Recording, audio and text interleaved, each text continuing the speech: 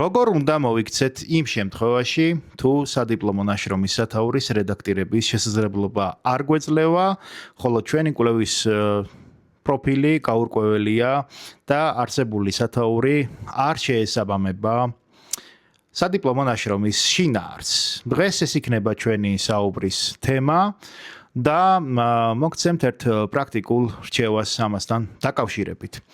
წინა ვიდეოებში YouTube-ის არხზე უკვე ვისაუბრე იმის შესახებ, თუ როგორ უნდა მოხდეს სადიპლომო ნაშრომის სათაურის ფორმულირება, სწორად მისი რედაქტირება, რას იძლევა რედაქტირება პრაქტიკულ ასპექტში და დღეს ვისაუბრებ იმის შესახებ, რა პრობლემები ვლინდება ზოგჯერ პრაქტიკაში.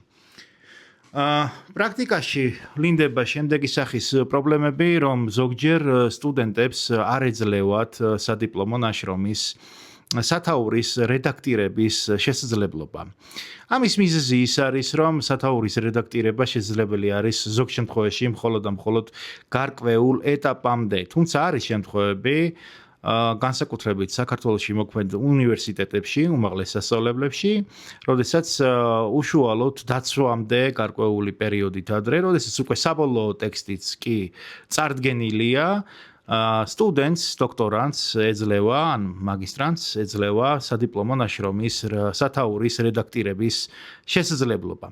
მაგრამ როგორ მოვიქცეთ იმ შემთხვევაში, თუ სადიპლომო ნაშრომის სათაურის რედაქტირების შესაძლებლობა არ გვეძლევა.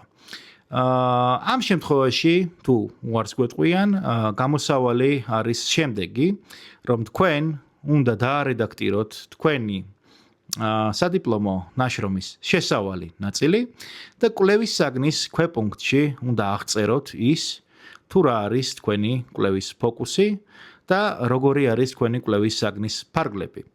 თუ თქვენ შეცვალეთ თქვენი კვლევის საგნის ფარგლები და დაავიწროვეთ თქვენი სადიპლომო ნაშრომი, მაშინ ამის შესაბამისად უნდა მოხდეს შესავალის რედაქტირებაც. და ამ შემთხვევაში უკვე შესავალი ნაწილიდან მკითხველს ექნება წარმოდგენა იმის შესახებ, თუ რის შესახებ არის თქვენი სადიპლომო ნაშრომი. სამწუხაროდ სათაურს ამ შემთხვევაში თუ რედაქტირების საშუალებას არ მოგცემენ, ვერაფერს ვერ უზავთ. სათაური სათაურადვე დარჩება და აღმოჩნდება, რომ მიზანშეწონილი იყო, რომ თავის დროზე გეზრუნათ სადიპლომო ნაშრომის სათაურის სწორი ფორმულირების შესახებ.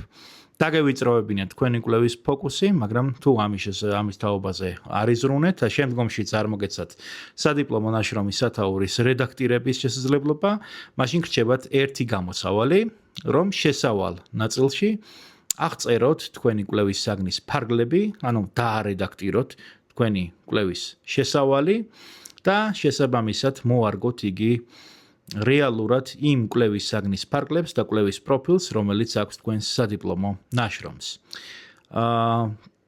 ეს პრინციპში იყო ყველაფერი, რაზეც მინდოდა რომ დღეს მესაუბრა. გამოიწერეთ არხი სადიპლომო ნაშრომების გზამკვლევი, რომლის მიზანიც არის მაგისტრანტების და დოქტორანტების აკადემიური დახმარება სადიპლომო ნაშრომების მომზადების პროცესში.